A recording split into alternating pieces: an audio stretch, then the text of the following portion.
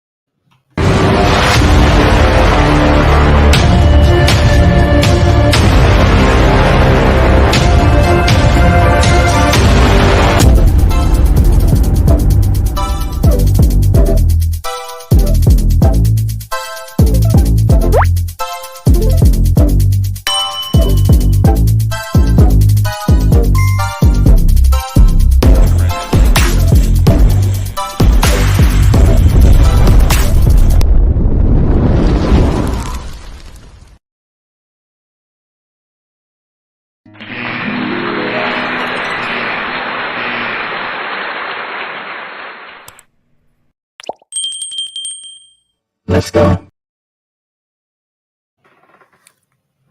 Peace.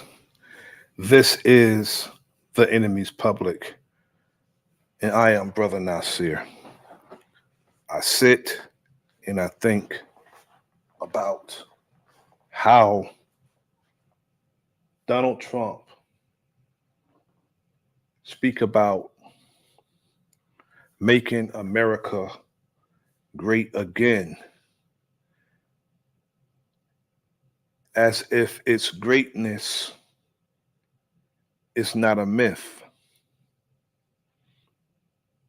When you have to lie, steal, cheat, murder, and pillage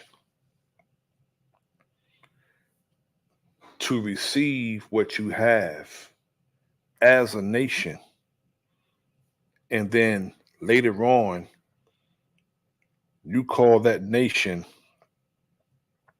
great, as if its greatness came by doing things noble, like, the words that they use: freedom, liberty, prosperity. They act like they achieved that by conducting clean business and doing anything remotely to cleanliness. And that's not the case when it comes to the United States of America. A people who are great don't have to lie, steal, cheat, pillage, and take advantage of people. A people that's great don't have to steal people's livelihood and people likeness. It's a conversation going on right now as I speak concerning the most popular genre of music, and that's hip hop. It's a conversation that's ongoing about who created the art form, the genre of music. Now, Black people created every genre of music. Every genre of music our people created. So why would we in the 1970s, in particular 73, being that they used that year and time, I'm going to use that for just for the sake of argument. Being that they use that time, I use 1973. Why would we at that time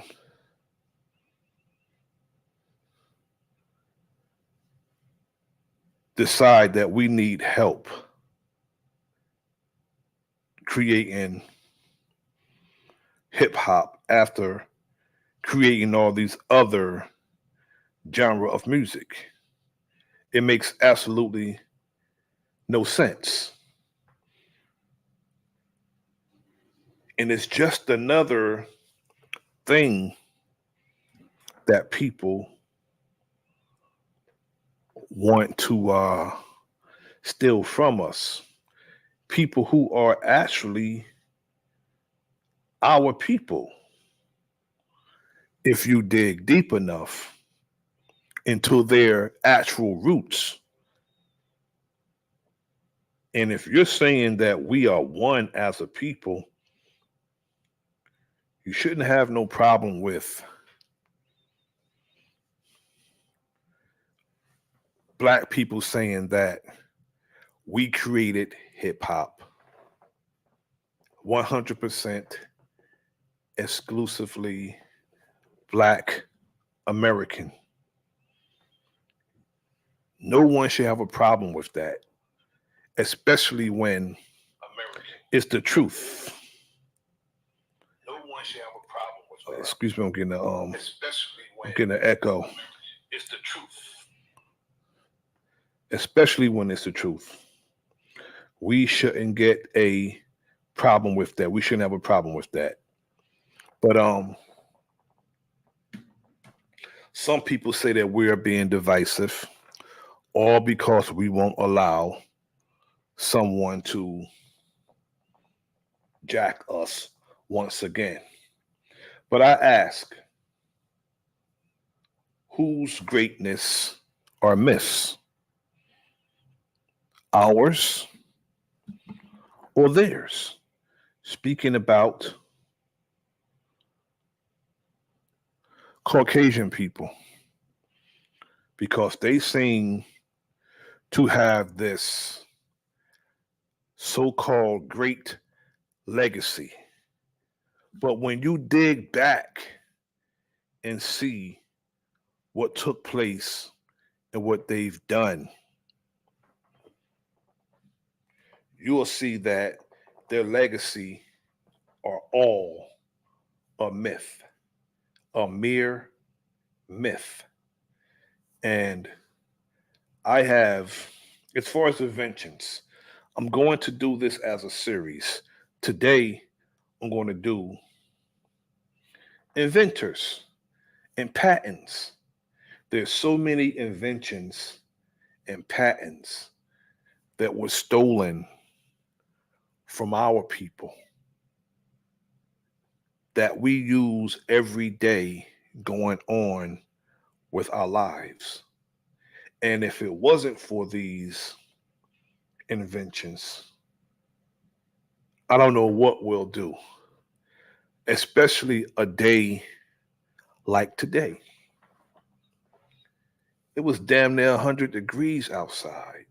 But if it wasn't for an invention invented by one of us, the air conditioner, I don't know what I would be doing if it wasn't for an air conditioner or central air. But I'm going to do a video presentation of some of the patents and the inventions that we invented. And I'm also going to show the patents and the inventions that were stolen from our people. So many.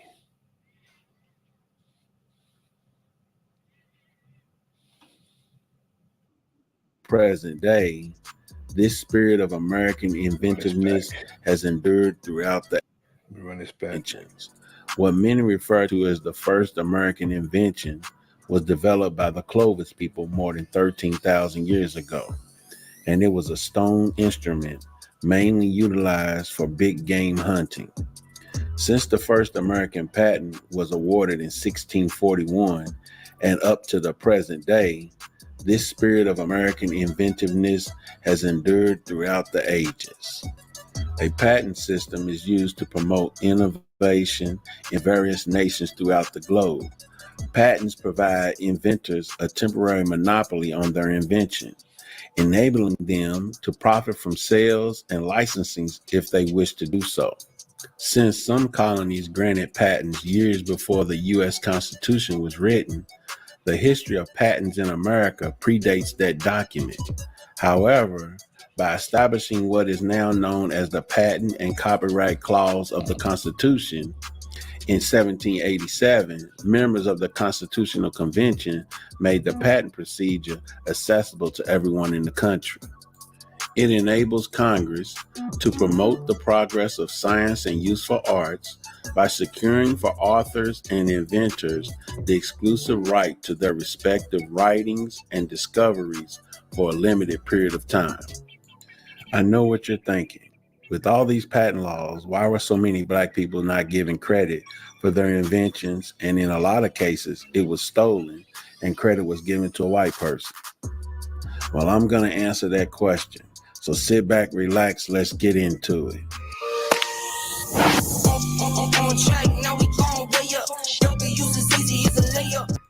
Black inventors who were born into or forced into American slavery have received little recognition from history, despite being a group of prolific inventors.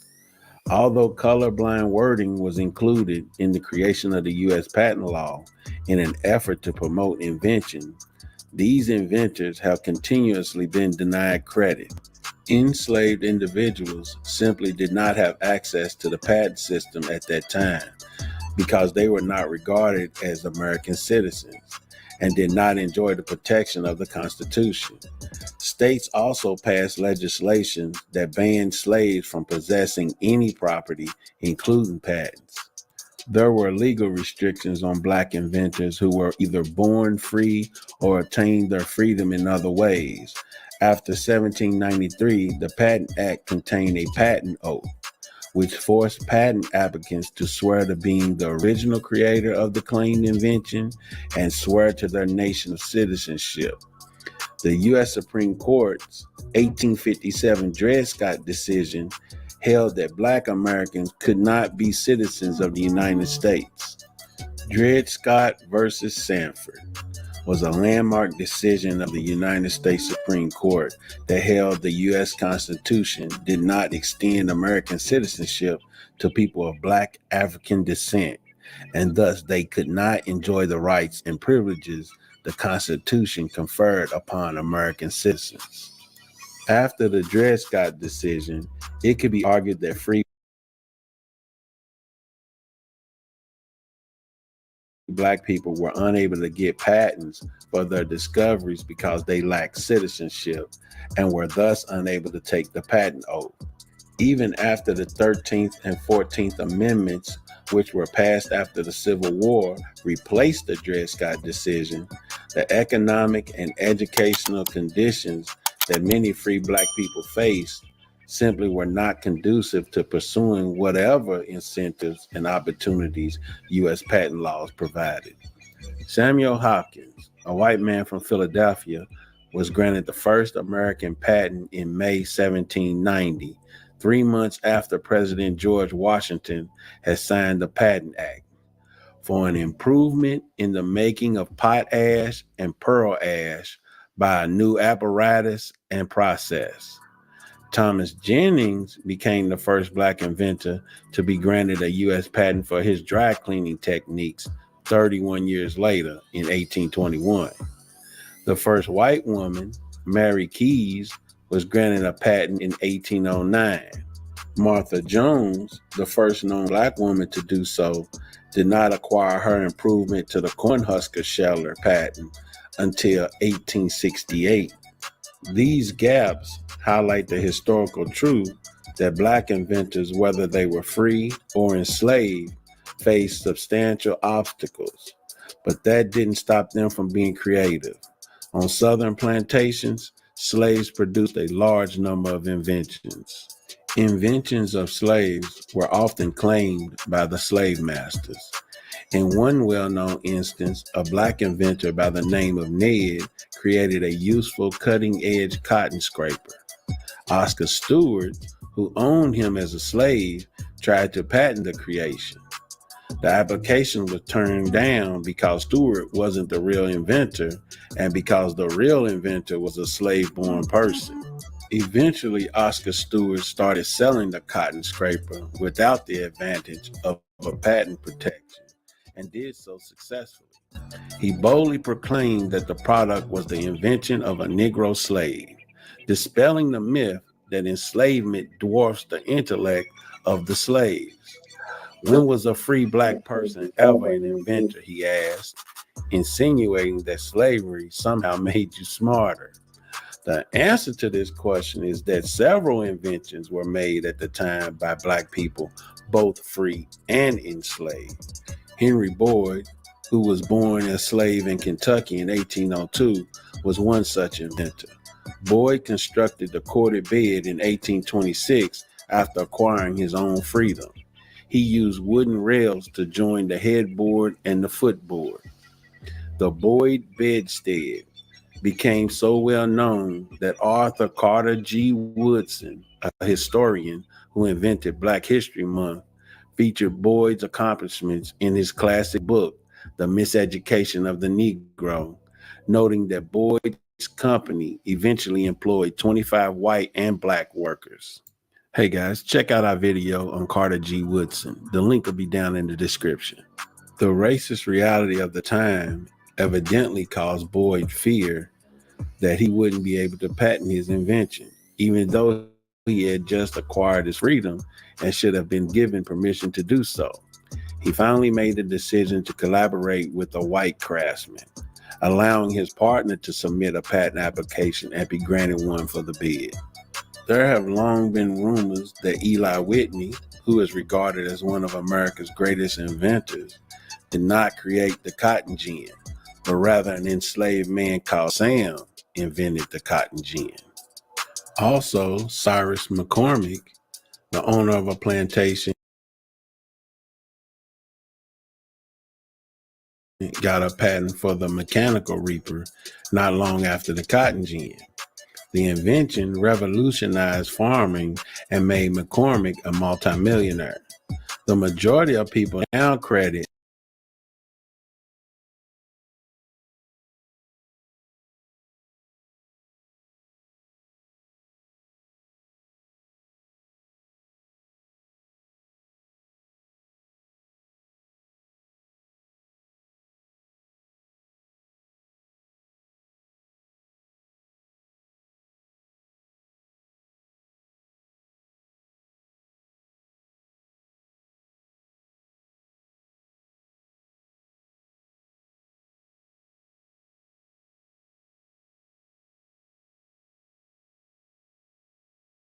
Joe Anderson, a slave owned by the McCormick family, with creating the mechanical reaper. These types of incidents were prevalent in a culture that was firmly entrenched in slavery at the time. Some black inventors had financial success, although they lacked direct and indirect patent protection. The 1850s saw the invention of the steamboat propeller intended for shallow waterways by Benjamin Montgomery, a slave born in 1819. This discovery was particularly useful at the time since communities were connected by steamboats, which transported food and other essentials over sometimes muddy rivers. Life supporting supplies would be weeks or days late if the boats were trapped. Montgomery sought to submit a patent application. Because of his status as a slave, the application was turned down. The owners of Montgomery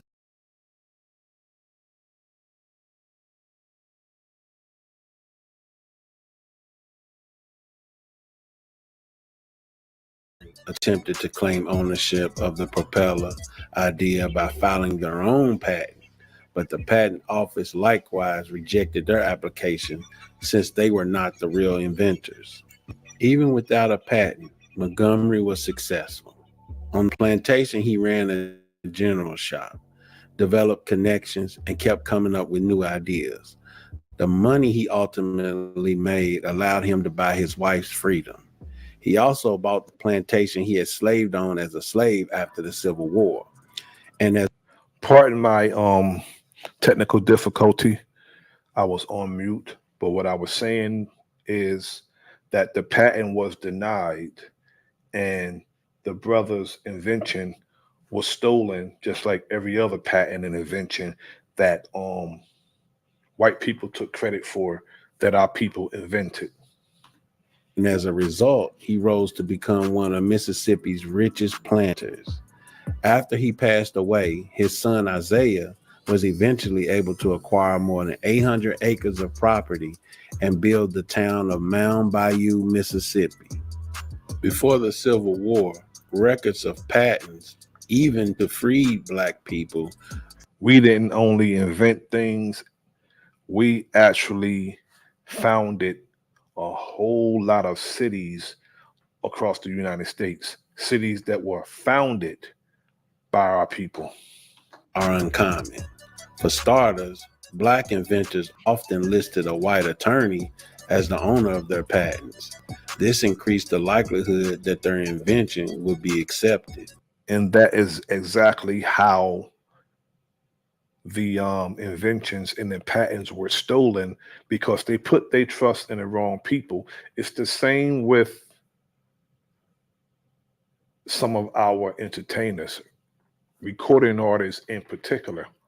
They trust these managers and they trust these agents if you're into sports, and they end up taking you for a lot of your money.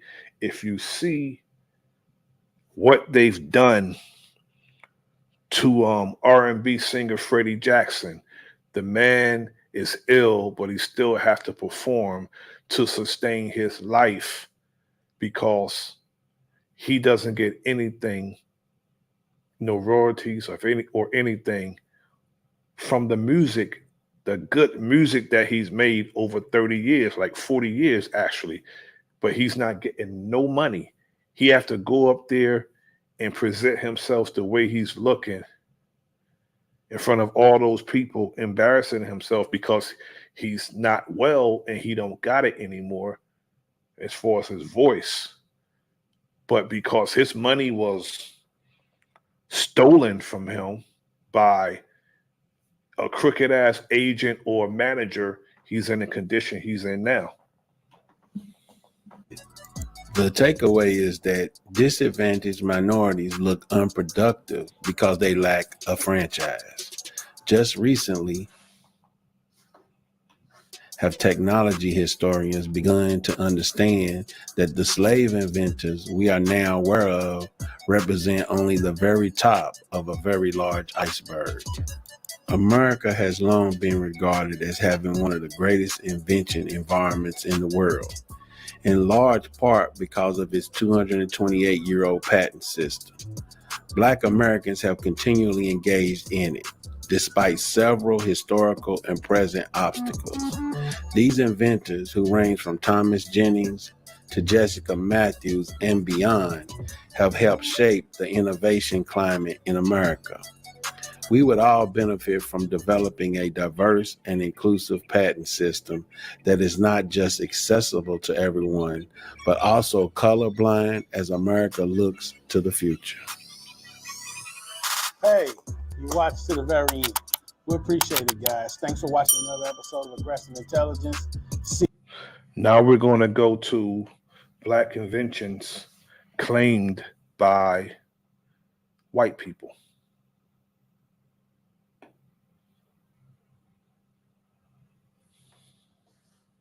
Throughout history, inventions have fueled progress, transforming societies and shaping the world as we know it. However, not all stories of innovation have been treated equally. There's a side of history that often goes untold. Peace to A Master side where Green. inventions Thanks for created tapping by in. black minds were unfairly stolen, suppressed, or overshadowed by an environment fueled by hatred, racism, and inequality. This wasn't just about stealing ideas. It was an attempt to rewrite history and undermine the incredible contributions of black individuals. The patent system, designed to safeguard the rights of inventors, frequently worked against black creators. Discrimination ran rampant, with many black inventors being denied patents or having their contributions stolen. Madam C.J. This Walker. unequal treatment further perpetuated the cycle of stolen recognition and opportunities. Moreover, a lack of education due to This would be called critical race theory. This is what they try to stop. They try to stop us from teaching, true American history, which is everything they'll lock you up for. They've done to establish this system. And they try to get us to stop teaching this. And they are actually prosecuting teachers who would teach what they call critical race theory, because the theory is critical of the thieves in the land. Systemic racism made the journey even tougher for Black innovators. Access to resources, funding, and opportunities were often denied or disproportionately limited, stifling the potential Peace to Sharon Walker. Thanks for tapping in, from sis. within the Black community. But today we shed light on these stories, celebrating the resilience and brilliance of Black inventors whose creations have shaped our world. This video goes into the heart-rending stories of remarkable Black inventors who found themselves caught in the whirlwind of racial prejudice and economic disparity, losing their rightful ownership of inventions that could have transformed their lives and enriched their communities. Join us as we uncover the lives and inventions of these uncelebrated geniuses. Also, as a way of supporting our efforts, hit the like button of the video, share, and subscribe to help the channel grow. Your support means a lot to us. Number 8, the snowmobile. In snowy areas where regular vehicles couldn't easily go, people found practicality in snowmobiles. But the story of these vehicles is more intricate than just rides in the snow. Frederick McKinley Jones, a skilled African-American inventor and engineer, played a pivotal role in their early development. His contributions have often been overshadowed by the actions of others, echoing a pattern where inventions by Black creators were unfairly claimed by white individuals due to financial limitations on patenting. Jones fashioned a snowmobile prototype from an airplane's fuselage, fitting it with 4 skis. To give it power, he attached a motor. However, the design had a flaw: no brakes. To halt, Jones had to press his heels into the snow, showcasing both his innovation and his determination to make it work. The snow machine, as he called it, wasn't just about fun. Jones utilized it to help doctors reach patients across Minnesota's snow-covered fields. This provided him a means to survive during challenging times. Unfortunately, Jones didn't patent his creation. His focus was on survival, and he lacked the financial resources to navigate the patent process. Unfortunately, this vulnerability in the system led to others taking credit for his work. Later on, white inventors like Ray H. Muscat and Joseph Armand Bombardier asserted themselves as snowmobile inventors, claiming recognition that should have been shared with Jones. It's crucial to recognize the larger pattern at play here. During that era, many Black inventors faced difficulties in financing patents for their innovations. This injustice meant that their inventions often went unacknowledged or were misattributed to others who had the means to claim them. The case of Frederick McKinley Jones is just one example of this broader trend. Number 7, cotton scraper.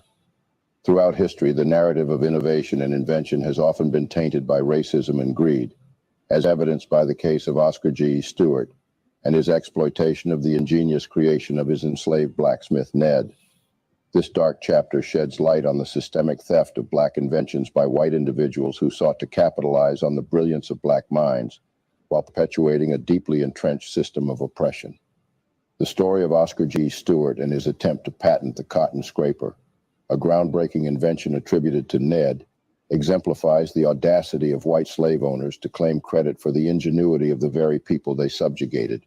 In a cruel irony, Stewart, a white Mississippi slave owner, attempted to assert his ownership not only over Ned's labor, but also over his intellectual contributions. Stewart's request for a patent was rightfully denied, as he could not substantiate his claim as the true inventor. However, his determination to exploit... Because they took the white man's word over his, of course, and that enabled him to steal the invention. Ned's creation did not wane. Stewart's subsequent letter to Secretary of Interior Jacob Thompson, in which he asserted that slave owners were entitled to the fruits of both the physical and intellectual labor of their slaves, encapsulates the deeply ingrained mindset of white supremacy and entitlement that underpinned such actions. This assertion was a direct attack to the humanity of Black individuals. Peace. Greetings to my sister, the true daughter of darkness. Thanks for tapping in. reducing them to mere tools of production and erasing their creative contributions. The year 1858 marked a turning point, as enslaved black individuals were officially barred from applying for patents, further exacerbating the exploitation they faced. Denied the opportunity to legally claim ownership over their innovations, they became vulnerable to the predatory intentions of their white owners. This not only stifled the potential for black inventors to gain recognition and prosperity, but also cemented their subordinate position in society. Despite numerous rejections, Stewart began manufacturing the creation and reportedly used this testimonial from a fellow plantation owner. Stewart. That sounds very familiar. I am glad to know that your implement is the invention of a Negro slave, thus giving the lie to the abolition cry that slavery dwarfs the mind of the Negro. When did a free Negro ever invent anything? This statement reveals the hypocritical nature of their beliefs, attempting to simultaneously justify slavery while appropriating black ingenuity. Albert G. Brown, a former Mississippi governor, recognized the significance of Ned's invention, acknowledging that it surpassed other contemporary designs. Brown's letter to Stewart inadvertently exposed the undeniable brilliance of black minds, even within the confines of slavery. However, this acknowledgement did not translate into equity, compensation, or recognition for the black inventors. Number 6, synchronous multiplex railway telegraph. Granville Taylor Woods, a remarkable African-American inventor often hailed as the Black Edison, left an indelible mark on history with his ingenious creations. Among his notable inventions was the synchronous multiplex railway telegraph, a revolutionary communication system that allowed moving trains to exchange messages with railway stations. This breakthrough was achieved by enveloping a coiled wire beneath the train with a magnetic field, enabling seamless communication. In 1887, Woods secured a patent for his invention. The synchronous multiplex railway telegraph proved exceptionally effective, prompting Woods to establish the Woods Electric Company in Cincinnati, Ohio. This bold step showcased his entrepreneurial spirit as he sought to both market and sell his patents. However, the path to recognition was not without its challenges. Thomas Edison, a renowned white inventor, contested Woods's patent claim, asserting that he had developed a similar telegraph device.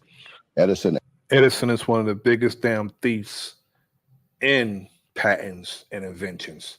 He stole so many damn patents. aimed to lay claim to the invention, casting a shadow of doubt on Woods's achievement. Undeterred, Woods defended his creation not once, but twice. He demonstrated that no other existing devices could have served as the foundation for his invention, solidifying his rightful ownership of the patent. Woods's victory was not merely about securing a patent, it was a resounding affirmation of black genius and innovation. Through his unwavering efforts, Woods shattered the prevailing narrative and firmly established his place in the annals of invention. Number 5, steam-operated propeller. Benjamin Thornton Montgomery, born into slavery in Virginia, exhibited great skill despite his oppressive circumstances. Sold to Joseph Davis, brother of the future Confederacy president, Montgomery's talents led him to manage the Mississippi plantation and access limited education resources. He became proficient in various disciplines, from surveying land to architectural design, contributing to levee construction and grand buildings. He would eventually take over the entire purchasing and shipping operations of the store. During those days, merchandise was shipped by boat on the rivers connecting counties and states. However, a timely shipment was not guaranteed since the depths of water in different spots throughout the river made navigation difficult. In an effort to expedite the shipment of merchandise, Montgomery invented a propeller that could cut into the water at different angles, thus allowing the boat to navigate more easily through shallow water. Despite its undeniable merit, Montgomery's status as a slave deprived him of patent rights due to a deeply entrenched racial bias. Joseph and Jefferson Davis, Another patent and invention stolen from us. attempted to claim credit for Montgomery's invention, but their efforts were rebuffed by the Attorney General. The racial prejudice of the era hindered recognition of black brilliance. Even as Jefferson Davis became the president of the Confederate States, discriminatory legislation favored owners over enslaved inventors. Montgomery attempted to patent his invention after regaining his freedom, but was rejected again. Of course. It wasn't until the Civil War's conclusion that Montgomery's invention received the acknowledgement it deserved. The racial system of the time, steeped in prejudice, had stolen credit from black innovators like Montgomery. Benjamin Montgomery went on to become one of the wealthiest cotton planters in post-Civil War Mississippi. He owned thousands of acres of land and also founded and ran a market center called Montgomery and Sons that included a store, several warehouses, and a steam-driven cotton gin and press. Number 4, steam engine for ships. Born in the early 1830s into the harsh reality of slavery in Maryland, Benjamin Bordley's path to innovation was marked by his pursuit of knowledge and self-education. Despite the oppressive circumstances, he managed self-education. Keyword, self-education. To teach himself how to read and write, a feat made possible by his interaction with his master's children. Benjamin's journey took a significant turn when he found himself at the United States Naval Academy in Maryland. Here, he channeled his innate ingenuity into a groundbreaking invention, the first ever steam engine designed for a ship. This achievement represented a leap forward in maritime technology that would revolutionize naval travel and warfare. However, the discriminatory racial climate of the time cast a shadow over Benjamin's accomplishment. Due to his enslaved status, Benjamin Bordley was unjustly denied the opportunity to secure legal protection for his invention. The racial bias prevalent in society denied him the right to apply for a patent, thus depriving him of the recognition and compensation he rightfully deserved. Faced with this injustice, Benjamin Bordley made a difficult decision. He sold the rights to his invention. The proceeds from this sale served as his means of purchasing freedom for himself and his family. While his genius had the potential to reshape the course of history, Benjamin's personal sacrifice highlights the lengths to which he was willing to go in order to transcend the constraints placed upon him by the deeply entrenched racial prejudice of the time. Number 3, whaling harpoon.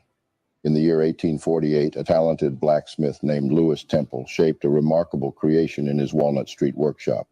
His invention held the potential to transform the whaling world, yet fate's shadows hid its true promise from him due to the racial inequality of that era. Temple's invention was a special harpooning tool for whaling, but it was no ordinary harpoon. It took the shape of a fish hook with a unique twist in its head, a pivoting part that held onto the powerful whales more securely. Unlike older harpoons that often slipped free during fierce battles with massive sea creatures, Temple's invention hung on, providing an edge for whalers. Through dedicated trials and experiments, whalers recognized the value of Temple's creation. The improved harpoon proved to be a game changer, preventing the whales from slipping away. This innovation was a lifeline for the brave whalers, making their treacherous job slightly less risky. However, racial barriers of the time kept Temple from protecting his brainchild with a patent. Unbeknownst to him, others took advantage of his situation. Racial bias allowed opportunistic people to copy his design without consequence. Today, there are many resources crediting Lewis Temple with the creation of the whaling harpoon. However, he never earned a cent from the invention throughout his lifetime. The racial bias at the time ensured black people were restricted from getting quality education, and Lewis would not have had the financial means to acquire a patent. Number 2, Boyd Bedstead, born into slavery. In 1802, Henry Boyd's genius would earn him a name as one of the remarkable black inventors of the 19th century. As a skilled carpenter, Henry Boyd earned money to purchase his freedom from his enslaver in Kentucky and migrated to Cincinnati, Ohio in 1826. Although Ohio was a free state, Boyd and other free African Americans still confronted racial barriers. Restrictive laws, known as black codes, denied African Americans access to public education and other basic civil rights. Black working men were often excluded from skilled professions such as carpentry.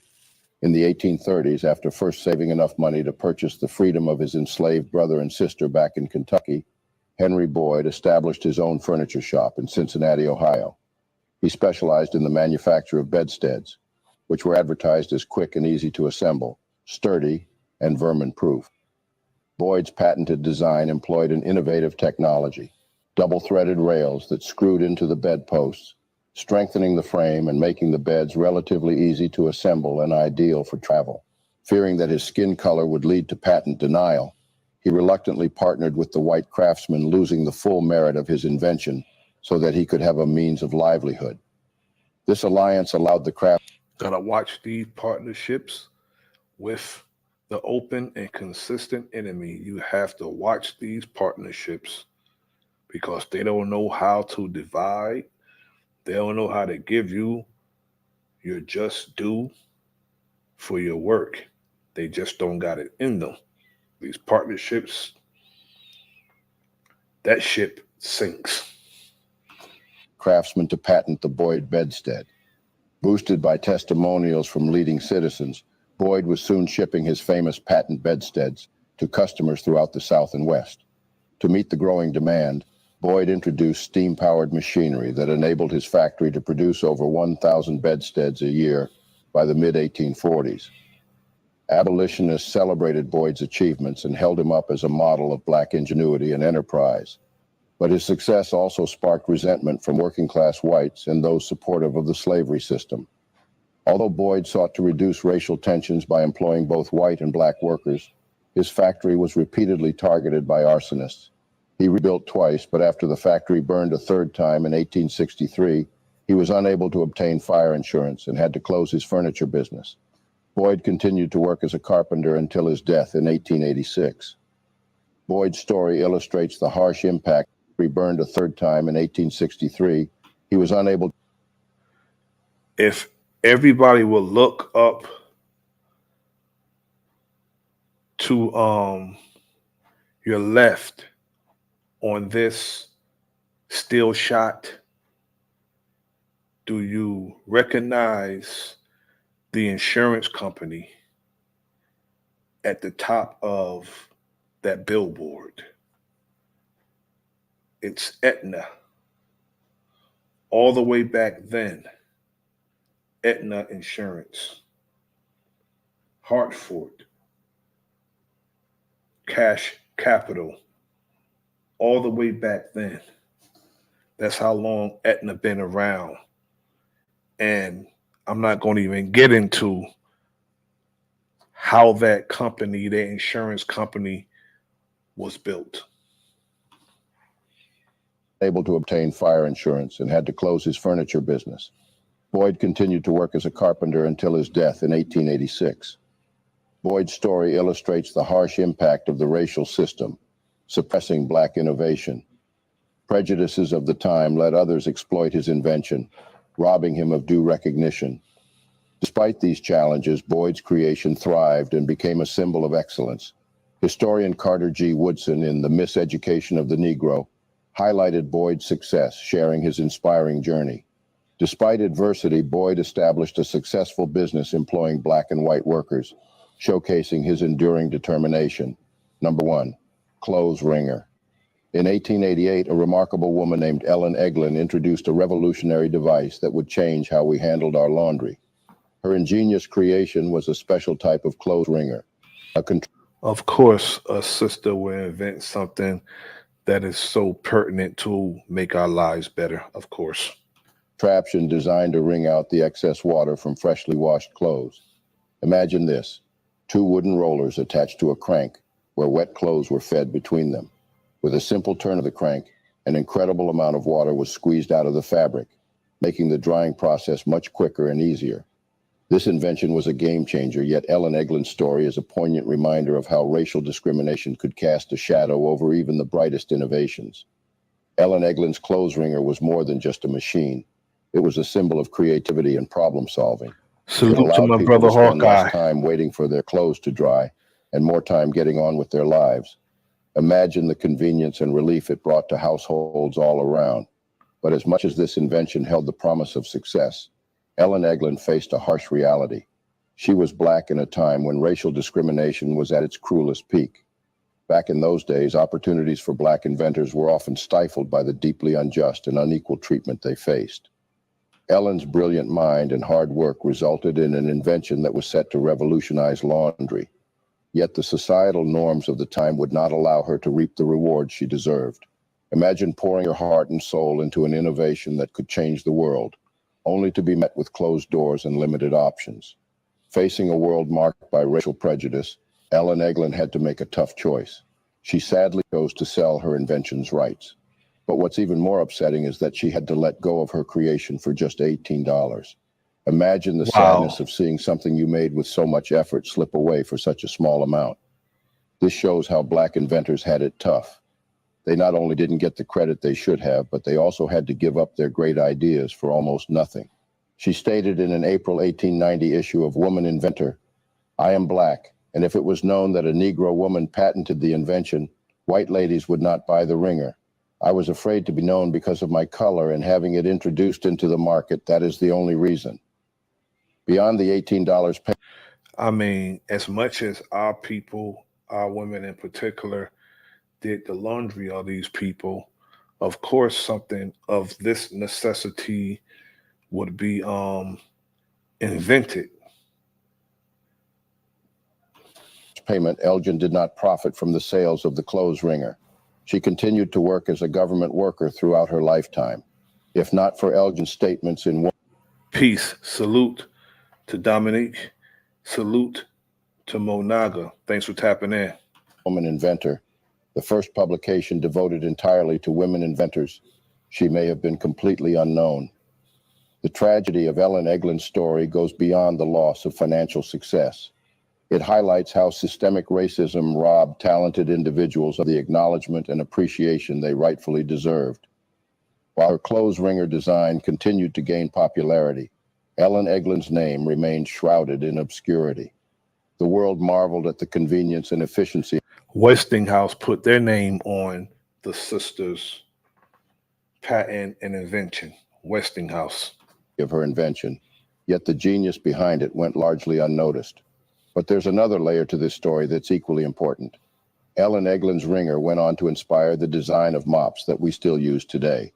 It's a testament to her creative thinking that her innovation had a lasting impact on household chores. However, the fact that this influence is often forgotten or overshadowed further underscores the injustice she faced.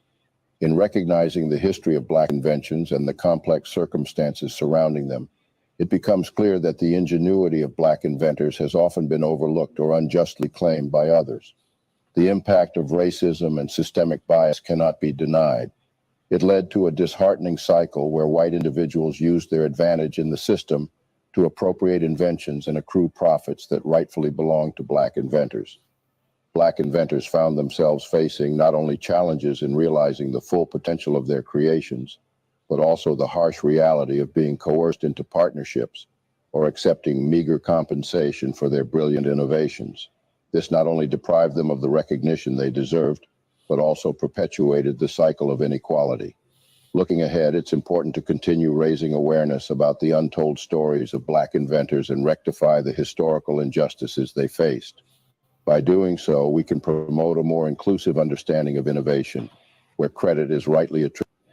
Now we're going to go to 100 things that we didn't know were invented by our people. Welcome to the part 1 of our series on the 100 Black inventions that changed the world.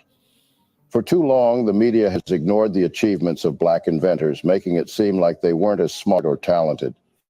In school, we learn about things like the light bulb, electricity, and other important discoveries from inventors like Thomas Edison, Nikola Tesla, Albert Einstein, and Benjamin Franklin.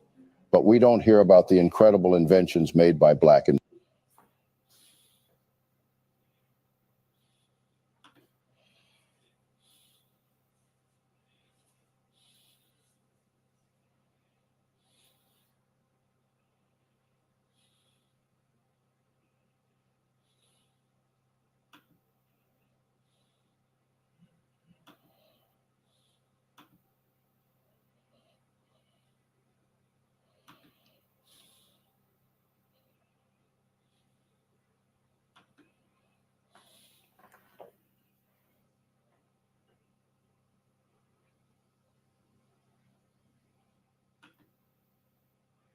I just want to trip now.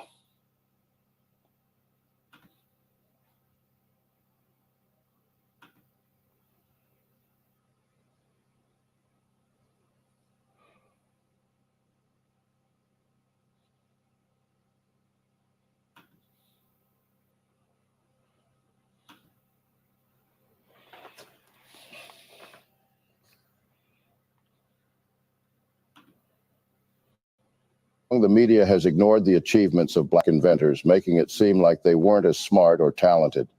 In school, we learn about things like the light bulb, electricity, and other important discoveries from inventors like Thomas Edison, Nikola Tesla, Albert Einstein, and Benjamin Franklin. But we don't hear about the incredible inventions made by Black inventors. It's time to change that. Today, we embark on a journey to unearth a legacy that has long been ignored, a series that unveils the untold stories of 100 Black inventions that changed the world. These Black inventors, whose names have been shrouded in darkness, refuse to let their history hold them back. Their intelligence and resilience propelled them forward, defying the barriers of slavery, discrimination, and racism. In this episode, we're going to share their stories and tell you about the amazing things they invented that changed our lives. Before we get right into the video, please smash the like button and subscribe to the channel so you can catch all the parts in this series and keep informed of our eye-opening Black narrative. Number 100, three-light traffic light. The three-light traffic signal we see today has greatly improved our safety on the roads, but very few people know that the traffic signal was inspired by the invention of a Black person. The person behind this brilliant invention was Garrett Morgan, an African-American businessman and inventor. He lived in Cleveland, Ohio, and was the first Black person in the city to own a car. In 1922, he witnessed an accident between a horse-drawn carriage and a car, which inspired him to find a way to prevent such accidents in the future. At that time, police officers were responsible for directing traffic, but it was difficult for drivers to see them, and their signals were limited to just stop and go. This made it hard for drivers to navigate through traffic. So Morgan came up with a new idea. He invented a traffic signal that had folding arms with signs that said stop and go. The signal would be placed on a post above the road, making it easier for drivers to see. He also added a third position where the signal could be raised halfway, indicating caution. This was like the modern yellow signal that we see today. To operate the signal, a traffic attendant would turn a crank, raising the post and showing the appropriate sign. If necessary, the attendant could stop all lanes by showing the stop sign.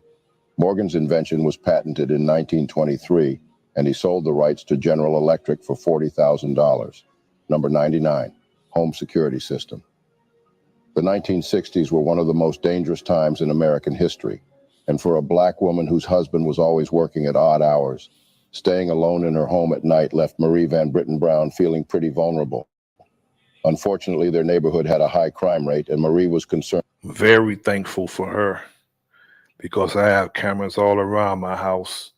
Creep up if you want. I'll be waiting. About the slow response time of the police. In response to this, Marie came up with the first home security system when she was 40 years old. Initially, their invention consisted of 4 small windows, a movable camera, TV screens, and microphones. The cameras could move from one window to another. These cameras were connected to TV screens inside Marie's home. By using the TV screens, Marie could see who was at her door without actually having to be there physically or open the door. The microphones were also important as they allowed Marie to communicate with the person outside without having to face them directly or open the door.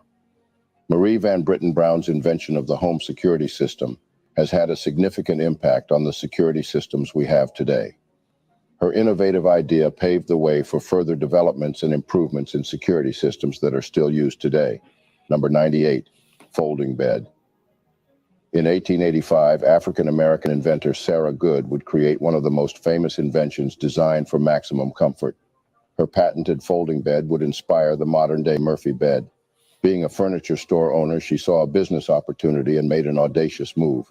When Sarah Good heard about the problem of limited space in Chicago apartments, she wanted to help. She invented a bed that could fold up and be hidden, similar to the Murphy bed we know today. It was like a cabinet that could turn into a desk, with spaces for writing supplies. Sarah's goal was to make the bed easy to lift and keep in place when folded, and to provide extra support in the middle when unfolded.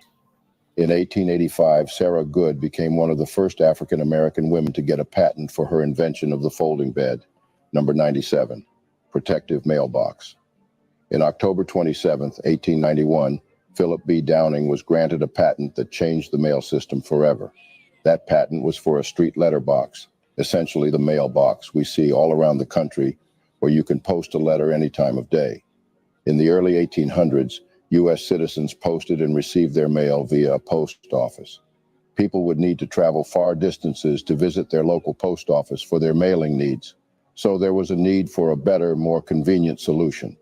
Downing designed the mailbox that we all recognize today, a metal box with 4 legs.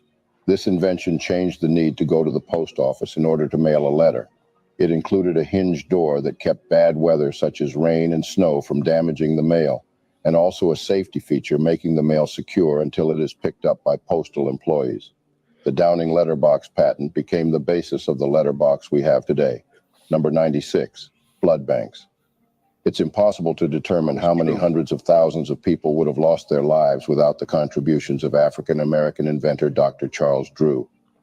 This physician, researcher, and surgeon revolutionized the understanding of blood plasma, leading to the invention of blood banks. During World War II, there was a great need for blood transfusions due to the large number of casualties, but there were challenges in transporting and preserving blood for long periods. Recognizing this problem, Drew focused his research on finding a solution. He developed a method to store and preserve plasma, which is a vital component of blood, separately from whole blood. This allowed plasma to be stored for longer periods without losing its life-saving properties. He also came up with the idea of blood banking, which involves collecting, testing, and storing blood so it can be used for transfusions when needed. Drew's work was a game changer. It not only helped save many lives during the war, but also paved the way for advancements in blood transfusion techniques. His ideas and innovations laid the foundation for the modern blood banking system that we rely on today. Number 95, refrigerated trucks. In the world of modern transportation and logistics, refrigerated trucks play a vital role in ensuring the safe and efficient delivery of perishable goods. Behind this groundbreaking invention stands an extraordinary mind, that of Frederick McKinley Jones, an African-American inventor whose innovative spirit transformed the way we transport and preserve temperature-sensitive items. In the late 1930s, Jones was approached by Joseph A. Numero, an entrepreneur in the cinema industry. Numero needed a way to transport perishable items like food and medicine without them spoiling during long trips. Recognizing Jones's skills, Numero asked for his help. Jones took on the challenge and came up with an ingenious solution, a portable cooling system that could be added to existing trucks. This transformed ordinary trucks into refrigerated vehicles, allowing perishable goods to be transported over long distances while keeping them fresh. Jones's invention had a significant impact on various industries, including food, pharmaceuticals, and healthcare. It made global trade easier by enabling the transportation of perishable goods to faraway markets. Number 94, automatic elevator doors. On the 11th of October, 1887, a highly skilled barber, inventor, and businessman named Alexander Miles received a patent for a technology that would revolutionize the way we use high-rise buildings forever. His invention? Automatic elevator doors. Though a seemingly small milestone in the history of technology, his innovative design made the use of elevators infinitely easier and safer, earning him a spot in the National Inventors Hall of Fame. Whatever the reason, Alexander had identified just how dangerous the elevators of the 19th century were. As they had to be opened manually, either by an operator or the passengers themselves, people were often at risk of plummeting down the shaft with horrific injury. Miles's design included a flexible belt attached to the elevator cage, with drums positioned on it to indicate if the elevator had reached a floor. When this occurred, the doors would automatically open and close by means of levers and rollers. The influence of his elevator patent is still seen in modern designs, and the automatic opening and closing of elevator and elevator shaft doors have become a standard feature. Number 93, Super Soaker Summer just wouldn't be the same without Lonnie Johnson's invention. Johnson was an aerospace engineer for NASA who happened to invent the popular children's toy. In 1982, Air Force and NASA engineer Lonnie Johnson conceived of the idea of a pressurized water gun after shooting a powerful stream of water in his bathroom while performing experiments for a new type of refrigeration system. This experimentation, which resulted in Johnson shooting a stream of water across his bathroom into the tub, led directly to the development of the power drencher, the precursor to the Super Soaker. Number 92, tissue holder. Mary Beatrice Davidson Kenner, along with her sister, was a wizard of making your trip to the bathroom as pleasant as possible. They both invented a toilet tissue holder in the 1970s, which they share a patent on. This invention was created with the purpose of eliminating the problem of grasping the free end of a toilet paper roll, which happens when the free end of the paper is positioned tightly against the remainder of the roll. This invention helps by always keeping the toilet paper in an accessible position, making it more convenient to get a roll of paper right when you need it. Number 91, peanut butter. Generally, when people think of famous African-American inventors, one of the first names that springs to mind is George Washington Carver. Perhaps most famously, Carver's inventions included the discovery of Jif, Skippy, and Smucker, and all these other mother stole this idea from our brother George Washington Carver. over 300 different uses for peanuts, such as making cooking oil, axle grease, and printer's ink. Carver was the first African-American student accepted to Iowa State and quickly became a campus leader and excelling in botany and horticulture. After finishing his education, George Washington Carver was convinced by Booker T. Washington to serve as the director of agriculture at the upstart Tuskegee Institute. Though the job offered very little in terms of pay, Carver took the position and ran with it. It was there he devised his method of crop rotation. Through the system, crops flourished, but a large surplus of peanuts also developed. This led George Washington Carver to develop alternate uses for the peanut. Today, everyone and their dog can thank George Washington Carver for the invention of peanut butter. Number 90, laser phaco. Imagine living in a world ranging from hazy, clouded vision to that of total darkness for 30 years. Before 1985, that was the plight of those with cataracts who did not want to risk surgery with a mechanical grinder. As a noted ophthalmologist and famous black inventor, Dr. Patricia Bath dedicated her life to the treatment and prevention of visual impairments. Her personal belief that everyone has the right to sight led to her invention in 1985 of a specialized tool and procedure for the removal of cataracts. With the laser phaco probe and procedure, Dr. Bath increased the accuracy and results of cataract surgery, which had previously been performed manually with a mechanical grinder. With the laser phaco probe invention and the development of the procedure for its use, Dr. Bath helped restore the sight of several people who had been blinded by cataracts for up to 30 years. Number 89, automatic gear shift. Richard Spikes was a well-known inventor whose automatic transmission for the car gears and other automotive-related inventions transformed the transportation industry. Spikes invented the gear shift to help keep the gears constant for different speeds, which also helps people to drive up hills. In December 1932, Spikes received a patent for an automatic gear shift device based on automatic transmission for automobiles and other motor vehicles. Number 88, dustpan. The first dustpan was invented in 1858 by American inventor T. McNeil, for which he was granted a United States patent. However, it was Lloyd P. Ray's improvement that gave us the dustpan we all recognize today. The African-American inventor made improvements to the dustpan by the addition of a short wooden handle and a collection plate made of metal, and this invention was patented in 1897.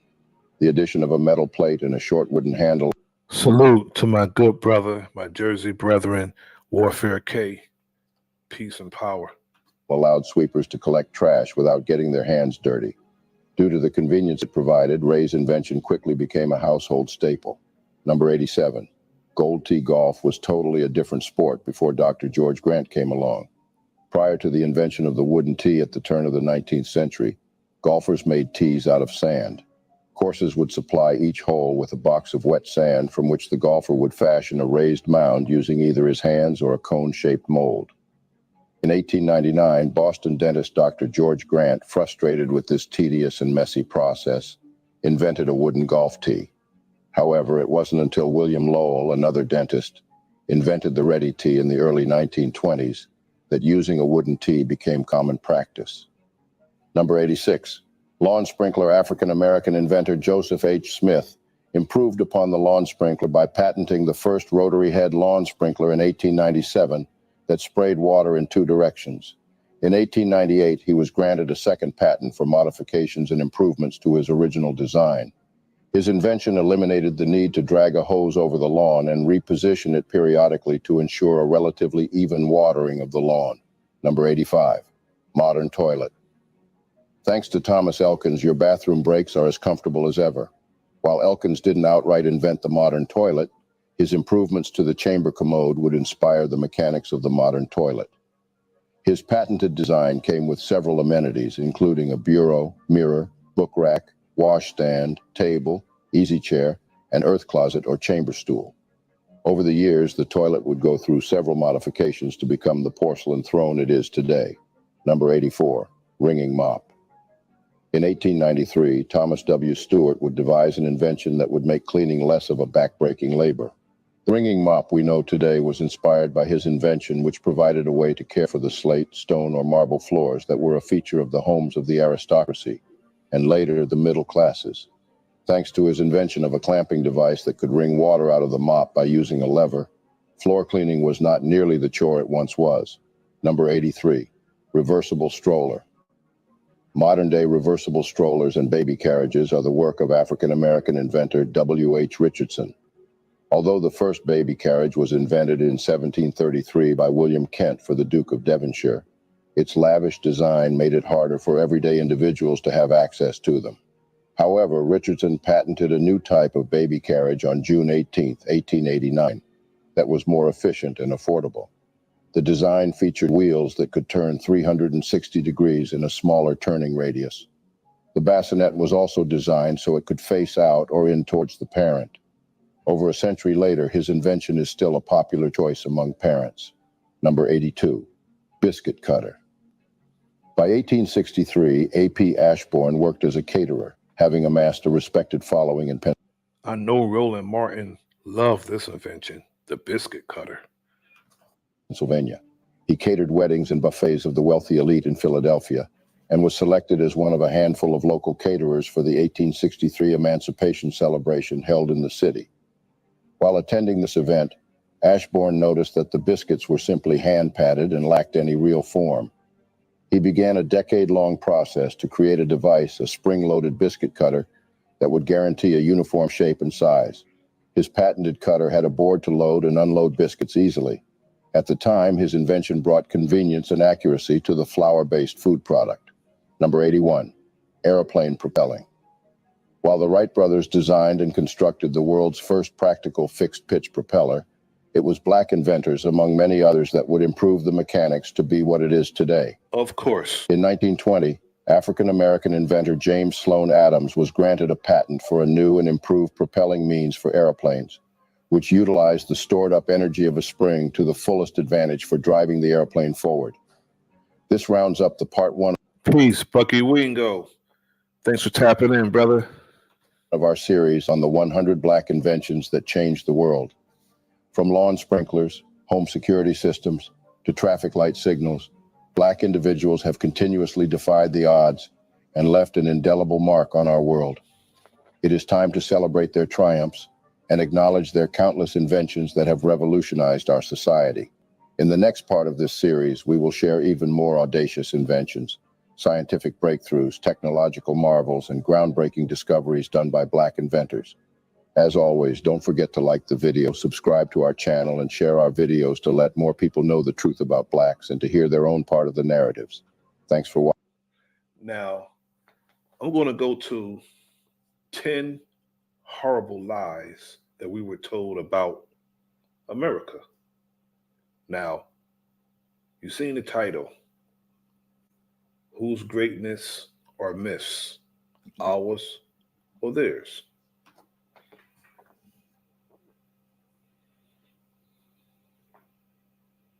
As they say, history is written by the victors, and the United States of America has been the victor quite a lot. For this reason, they've gotten to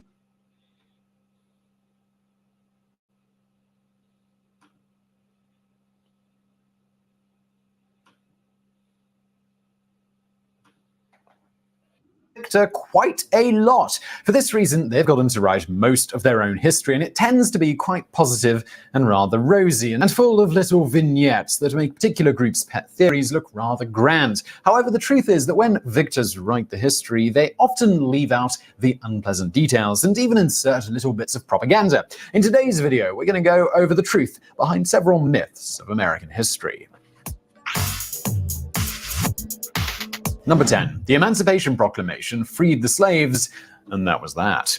As far as many Americans are concerned, the Emancipation Proclamation freed the slaves and the sweet sound of freedom rang out across the land, and all was well, until those pesky Jim Crow laws came about. However, after the Emancipation Proclamation and before Jim Crow really got going, Congress passed the 13th Amendment, which officially outlawed slavery and freed the remaining people held in bondage, except those who had committed felonies and were slaves of the state, whose labor the state could sell as it wished. The Emancipation Proclamation only freed the slaves who were in states in open rebellion, which didn't even include every major slaveholding state, and overall accounted for only about 3/4 of the slaves in the country. While it was a big move, it was also only a presidential move that Lincoln could use because of the war, and it did not outlaw slavery or free all of the slaves. That would come later, after the North beat the South soundly into the ground.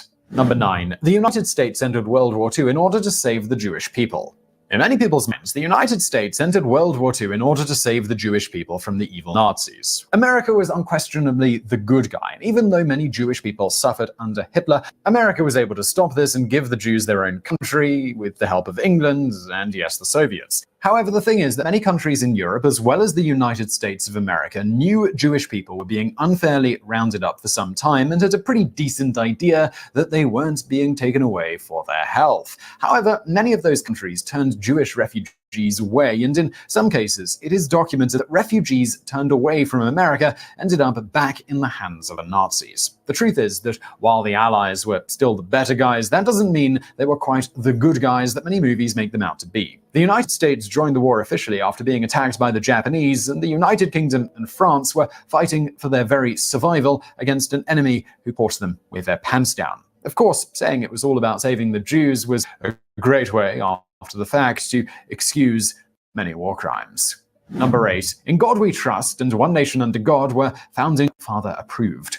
When anyone talks about removing In God We Trust from American money or protesting the words under God in the Pledge of Allegiance, people will talk about even if church and state should be separate, it's still a proud American tradition that goes back to the founding fathers, and that thus every American should keep saying it, if for nothing else than for historical reasons or just nostalgia. However, these claims are simply untrue. As many historians of the Revolutionary era know, the founding fathers were hardly the most evangelical Christian types and wouldn't have even been interested in putting such a thing on the money. On the contrary, the inclusion of In God We Trust was added in the 1950s under President Eisenhower, and not just words under God, but the entire Pledge of Allegiance as we know it, which was also first made a big thing back in the 1950s. These proud American traditions have hardly been around for the better part of a century, so they certainly were not founding father approved. Number 7. General George Armstrong Custer was a brave, intelligent leader slaughtered by natives.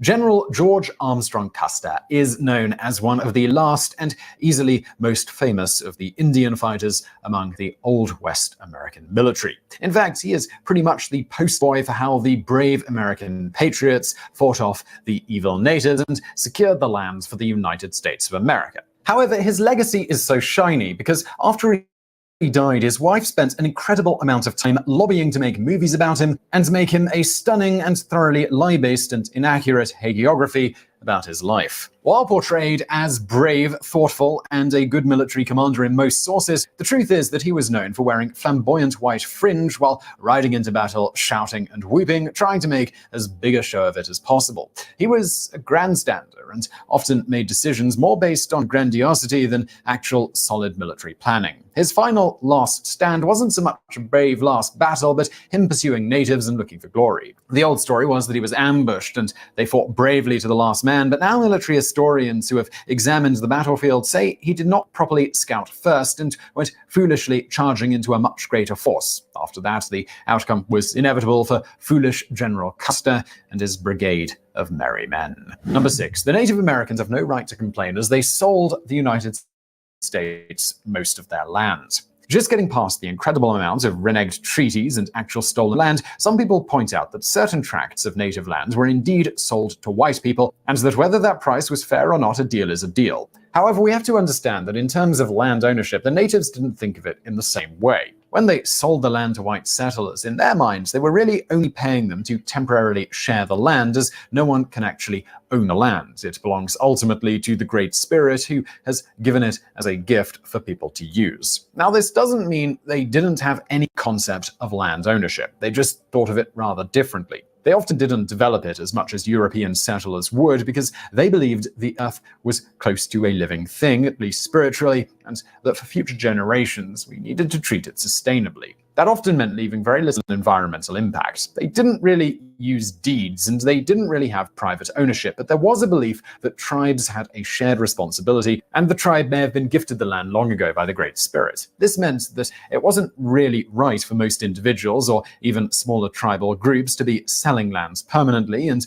most didn't mean it that way. Europeans often took what the natives saw as a lease to share the land as a permanent purchase. Number 5. The phrase separation of church and state is not in the founding documents at all.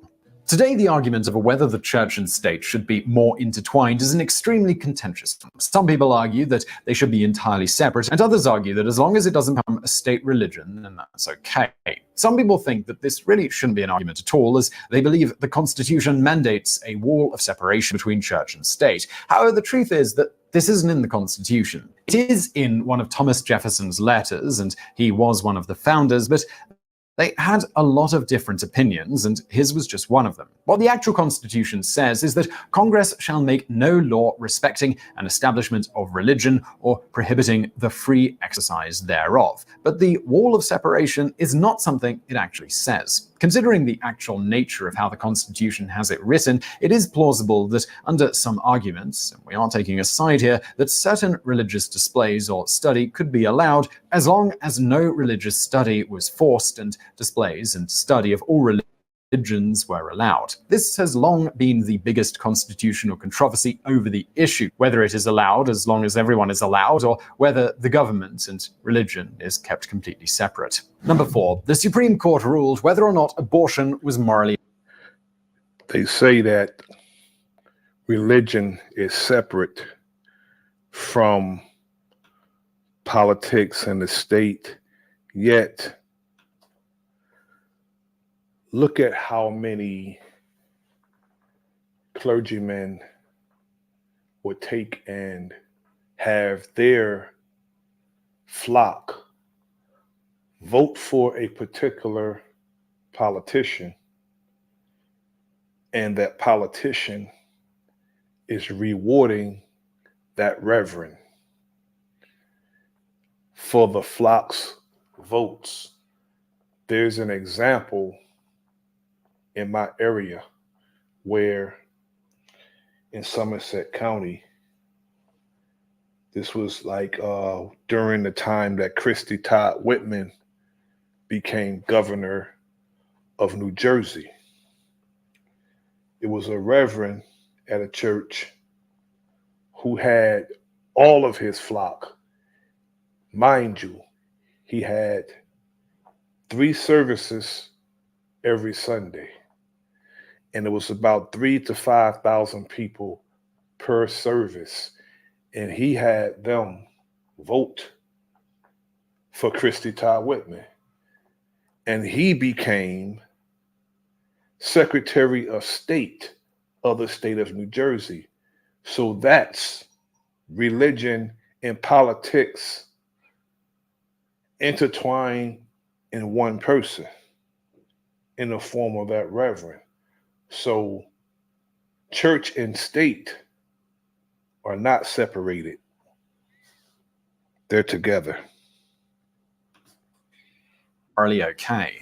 Today, abortion is one of the most contentious debates in human history, and abortion doctors have been murdered for providing them. Some people feel that access to abortions should be removed or restricted for various ethical reasons, and others feel that those ethical reasons are simply inadequate to ban it, and that women should be allowed to make these decisions about their own bodies. Regardless, many want the United States Supreme Court to relitigate the issue. Now, access to abortion has been the law of the land for years, but some opponents of it are banking on the fact that the Supreme Court didn't really rule on the moral fitness of abortion. Despite what many on both sides of the debate misunderstand, the Supreme Court never ruled as to when life begins or whether abortion was murder or any of that stuff that people love to argue about. Rather, they argued that restricting abortions by law was unconstitutional because the woman's right to privacy extended to her fetus or unborn child, depending on the stage and how you define it. And therefore, this extended to her right to what she did with it and her body. We certainly are not interested in taking a position on the abortion debate, but we are clearing up what exactly the Supreme Court did and didn't decide,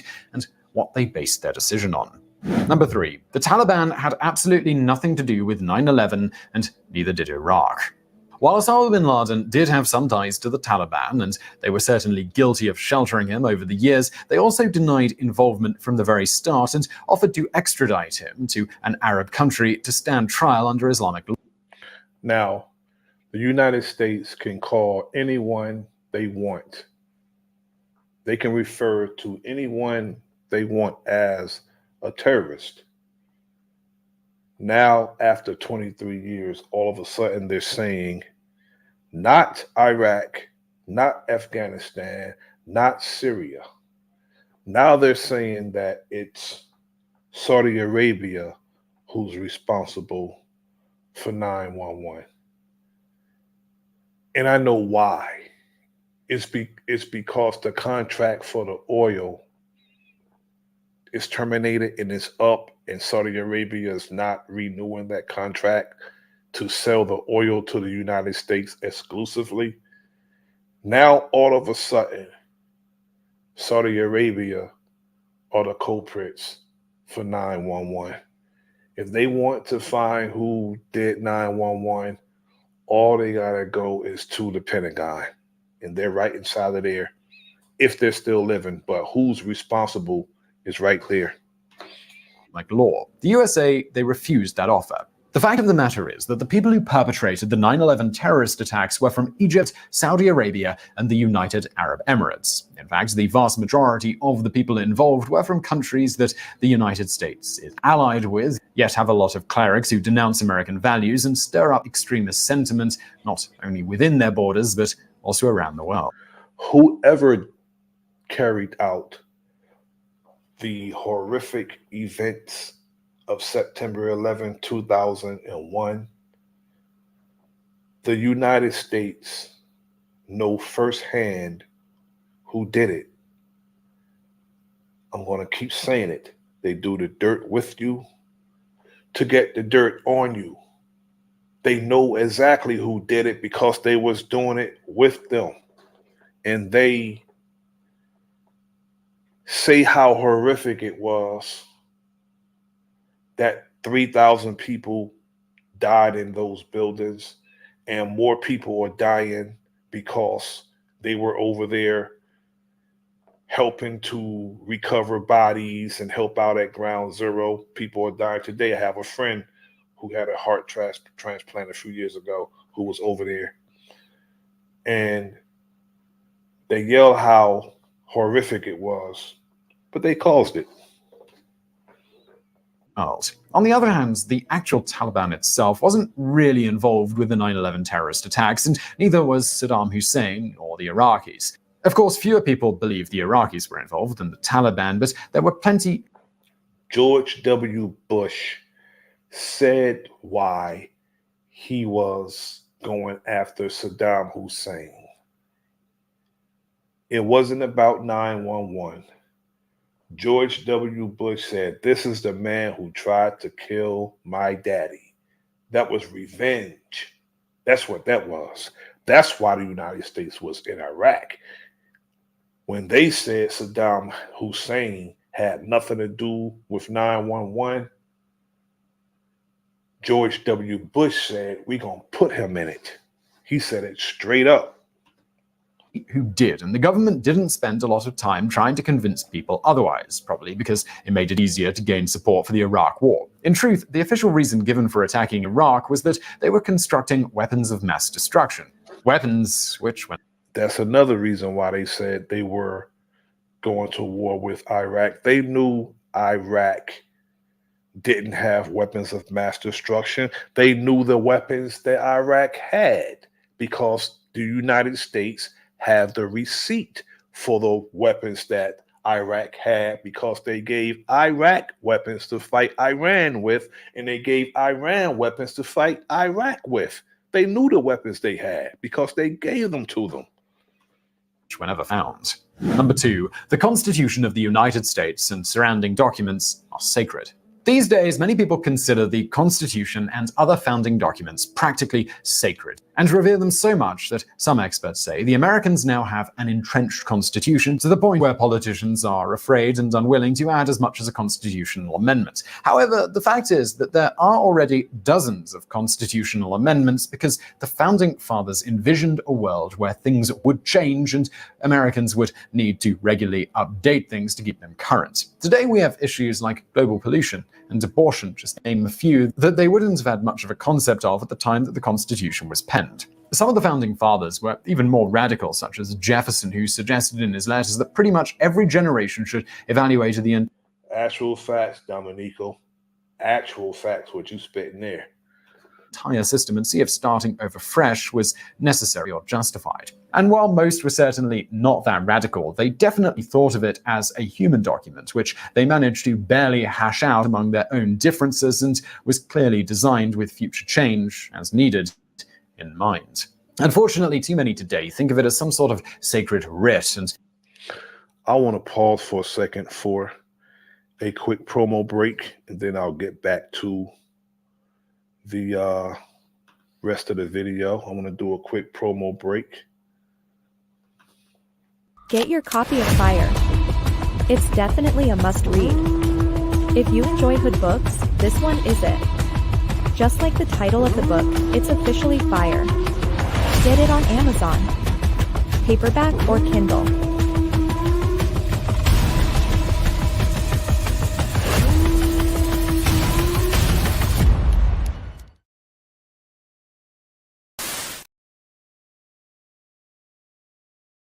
The once goal-driven, ambitious Sapphire turns to the street life after the sudden death of her big brother Dre. Dre's best friend Devontae tries to honor his homeboy's last request of looking out for his baby sister. A rebellious Sapphire makes it very difficult for Devontae to carry out his promise.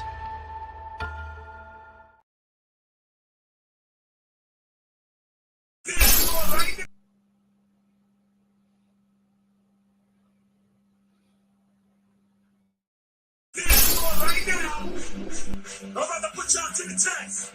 Let's go!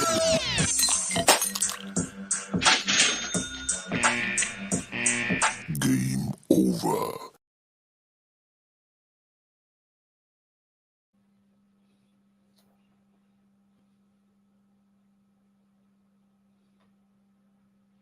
Now we're going to get back to the regular scheduled program. Greetings to Black Panther. Jackie Brown, thanks for tapping in.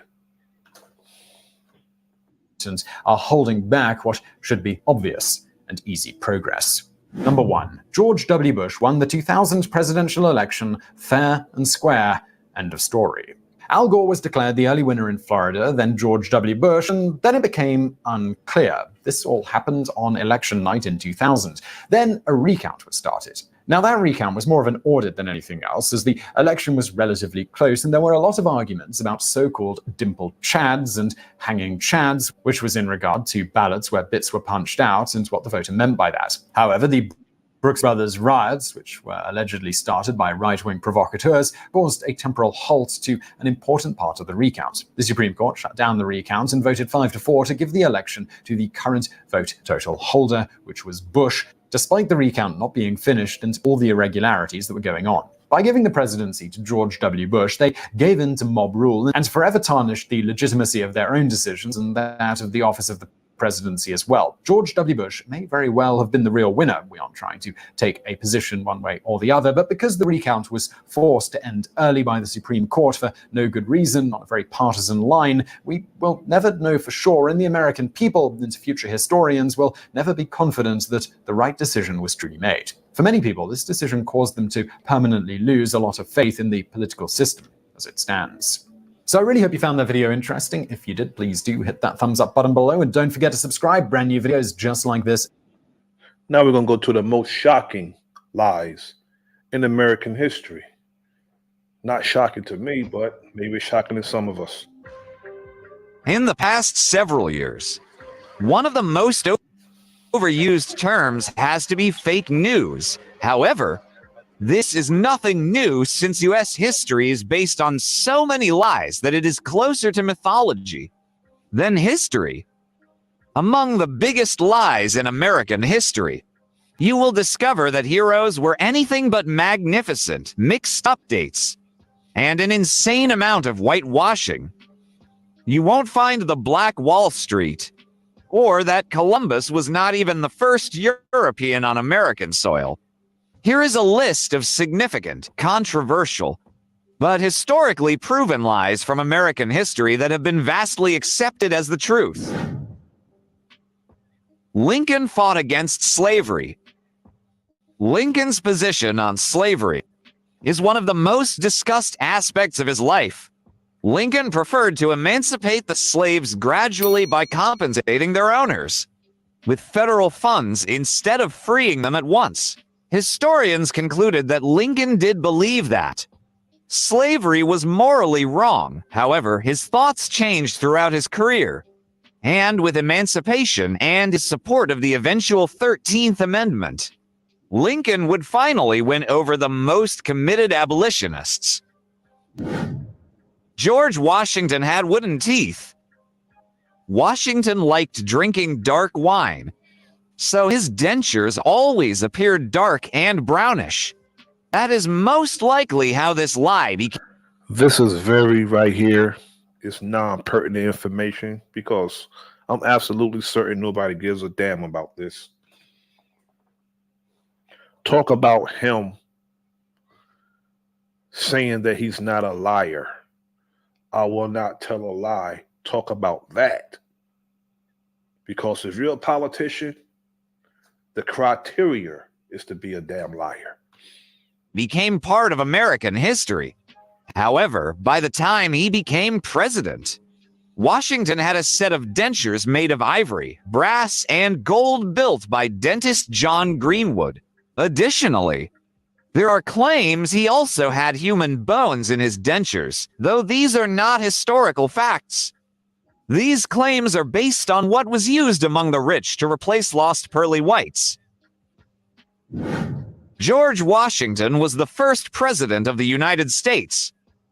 George Washington was the first president under the U.S. Constitution during the American Revolution. The Continental Congress elected Peyton Randolph, who created the Continental Army. Thomas Mifflin, president between 1783 and 1784, oversaw the ratification of the Treaty of Paris. John Hancock, who became more famous for signing the Declaration of Independence, was the president between 1785 and 1786. Washington was the 15th president, not the first. The Emancipation Proclamation freed the slaves. Congress passed 13 Hours Amendment officially outlawing slavery. However, the Emancipation Proclamation freed only slaves in open rebellion states, though it was something. Slavery was finally outlawed much later. Not only that, to emancipate someone has nothing to do with slavery. To emancipate someone is the same when a child is emancipated from its parents. Emancipation had absolutely nothing to do with slavery. When a child is emancipated from its parents, that means that the parents or the child is no longer under the parents' tutelage, and the parents no longer have to provide for that child. United States went to World War II to save Jewish people. Not only was the U.S. the last to join World War II, but there were also tens of European countries fighting against the Nazis. Many governments, including the U.S., did not allow The U.S. was the last one to join the war because the U.S. share the sentiments of the damn Nazis. If you are a racist ass nation yourself, why would you go to war against a racist ass nation? Whatever you see the United States not condemning, whatever is going on in the world, if the United States don't condemn it, they condone it, and they'll do it. Jewish people to find exile claiming they were Nazi spies? So, why did the U.S. join? Because of Japan, which was an ally of Nazi Germany. Founding fathers said, "In God we trust and one nation under God." Though it sounds powerful and sends shivers down every American's spine, "In God we trust" was not something founding fathers ever stated.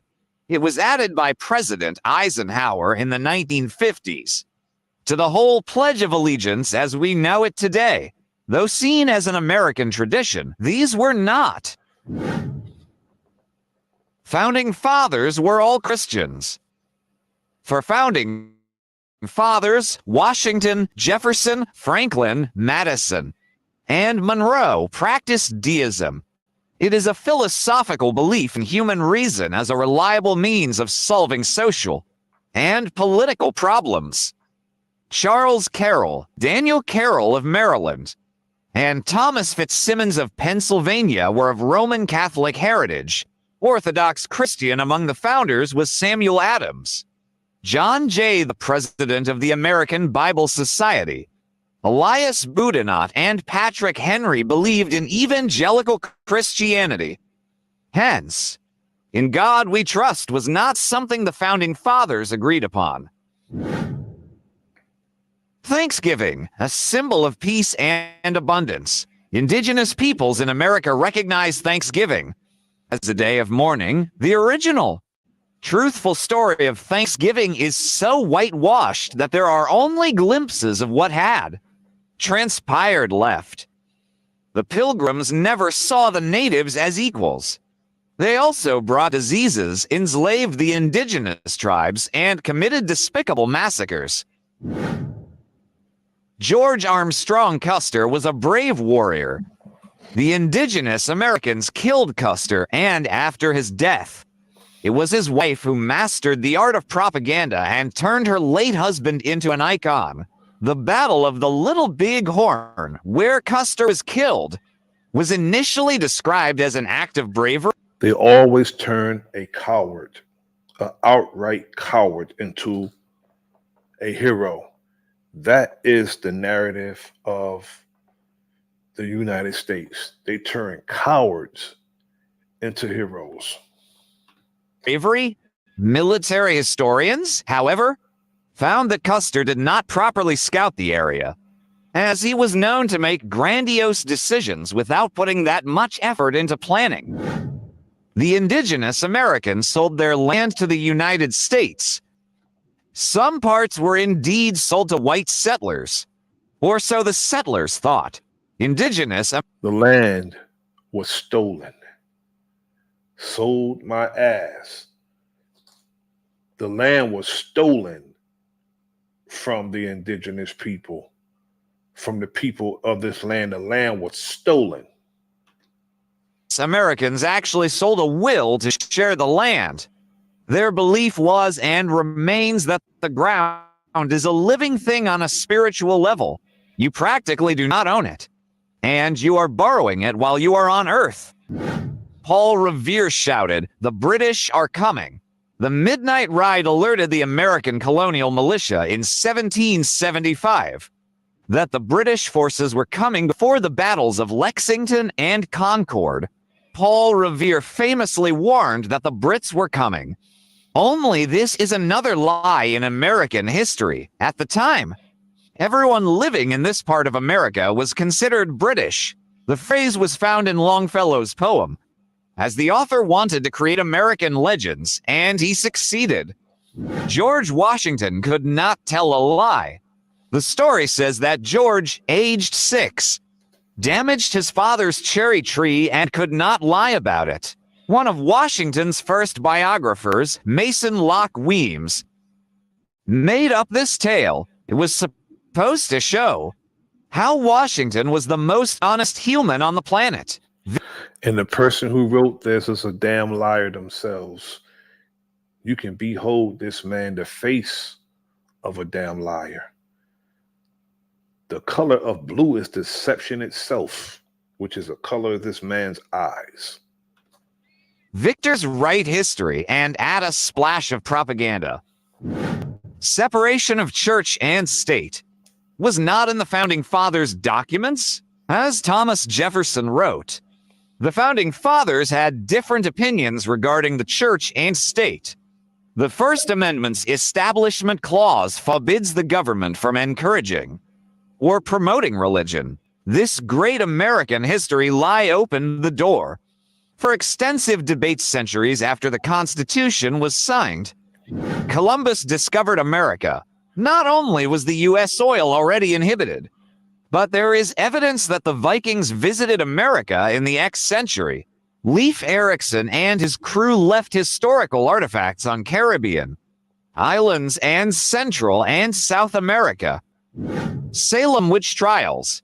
Though the Salem witch trials occurred in Massachusetts between February 1692 and May 1693. Salute to my little brother, KG. Thanks for tapping in, family. No one was burned at stake. 30 people were found guilty of witchcraft, and 19 were hanged. One man was stoned, but no one got burned alive. Benjamin Franklin wanted a turkey to be a national bird. Franklin did not like the idea that a bald eagle should represent the U.S. He wrote that this bird had bad morals and stated that the drawing of an eagle reminded him of a turkey. He joked that a true original native of America was a turkey, but he never suggested a turkey to be a national bird. 4th of July.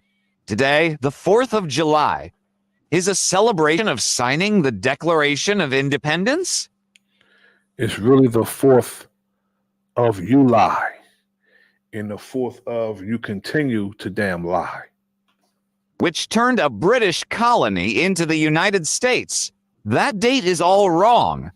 The Continental Congress voted for independence and drafted the Declaration on the 2nd of July. A revision came on the 4th. It was read aloud on the 8th and signed on the 2nd of August. Pocahontas and John Smith were in love.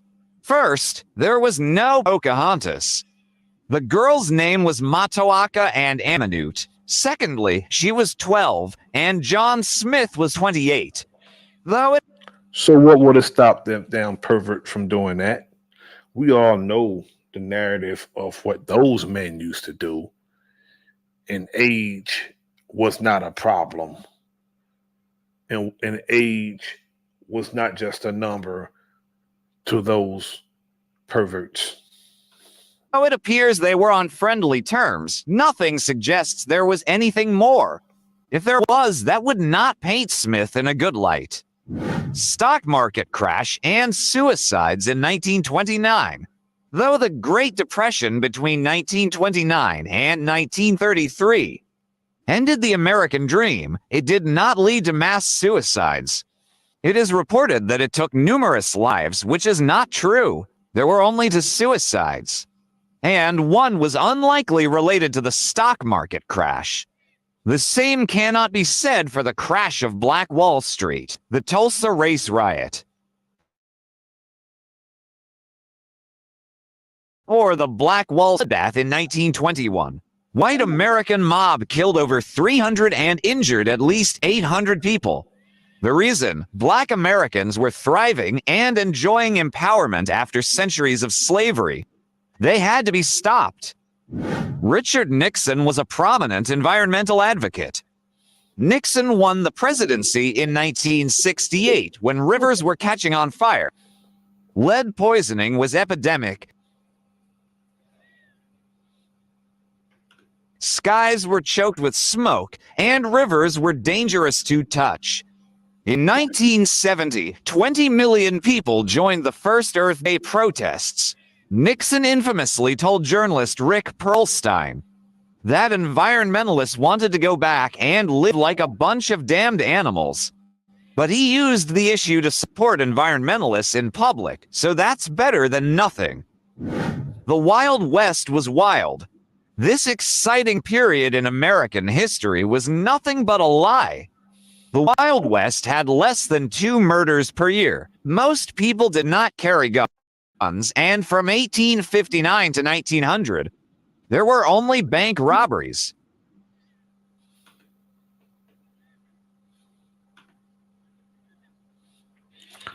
I want to thank everyone for joining me this evening. I hope that I provided some pertinent information to our people about whose greatness are myths, ours or theirs. I hope I gave the information of who the United States really are and showed our people that the so-called greatness that the United States brag about are just a mere myth. And I showed us our greatness. The only mistakes that we did is we trusted the wrong people, which is most case scenario today. We trust the wrong people. We put our lives and our livelihood in the wrong hands. And the problem I have is that we don't trust each other like that, but we'll trust our open and consistent enemy with our livelihood and our likeness in a way that we, what we sustain our lives with. Now, it happens today as far as, our people trusting the wrong people and end up being taken for everything that we have in our livelihood. Yet before I go, I want to thank my good brother Hawkeye, my good brother Monaga, my good brother King Genocide, my good brother Dominico.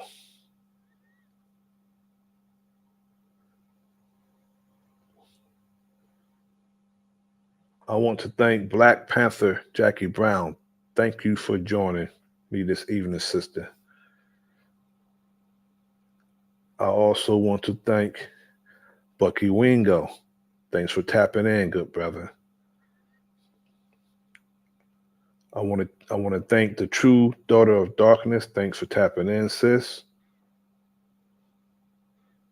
I want to thank Sister Sharon Walker, the brother Master Green.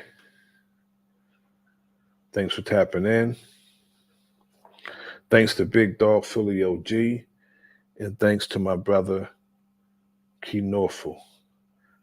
I hope I didn't miss anyone. If I did, please accept my apology if I missed you. I didn't mean to do it.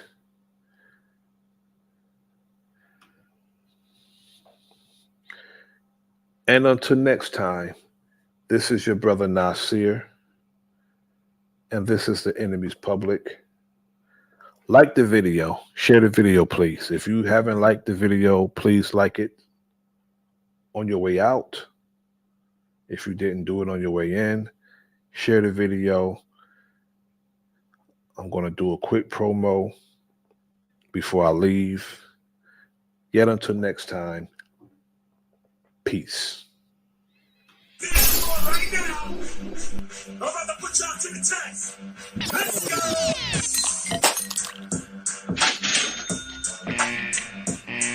Game over.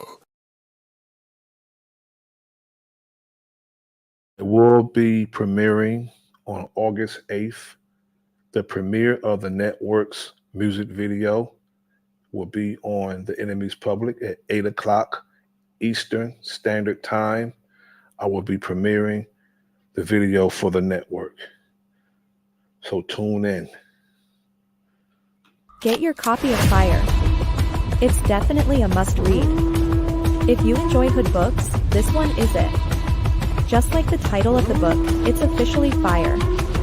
Get it on Amazon, paperback or Kindle.